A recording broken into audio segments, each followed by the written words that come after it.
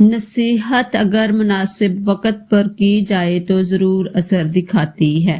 एक मर्तबा एक आलम बीमार पड़ गए और बगर्ज़े इलाज इनको हस्पताल में दाखिल किया गया। हस्पताल में इनकी देखभाल पर जिस खातून डॉक्टर को मामूर किया गया वो इनके इल्म, तकवा और हुस्ने इखलाक की बिना पर इनकी बहुत ज्यादा तकरीम करती थी और इनकी खिदमत को अपने लिए बाइसे शर्फो इख्तियार समझती थी।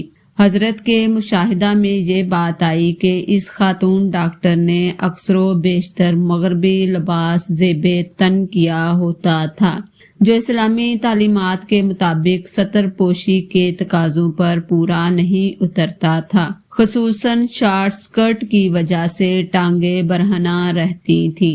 हजरत चाहते थे कि इस खातून को इस लिबास से मना करें, लेकिन किसी मुनासिब वक्त और मुनासिब अंदाज में। एक दिन वो खातून बाजार जाने लगी तो इसने हजरत से पूछा कि आपको किस चीज की जरूरत हो तो बतलाइए ताकि मैं आपके लिए लेती आऊं।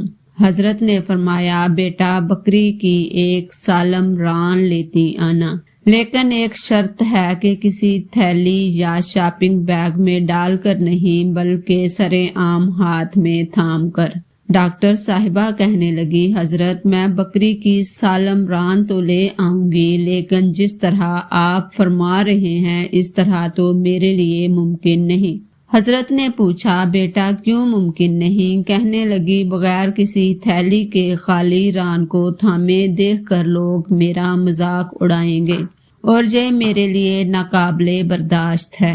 हजरत ने मौका गनीमत जाना और फरमाने लगे, बेटा मुसलमान खातून की रान बकरी की रान से कहीं ज्यादा छुपाए जाने के लायक है। इतने शफीक और पुर असर अंदाज में की गई नसीहत सुनकर डॉक्टर साहिबा की आंखें नम हो गईं। उन्होंने इन आलम साहब को गवाह बनाकर अल्लाह ताला से तौबा की और मुस्तकबिल में कभी भी गैर शरई और मगरबी लिबास न पहनने का अहद किया। सच है कि नसीहत अगर मुनासिब वक्त पर मुनासिब अंदाज में की जाए तो जरूर असर दिखाती है।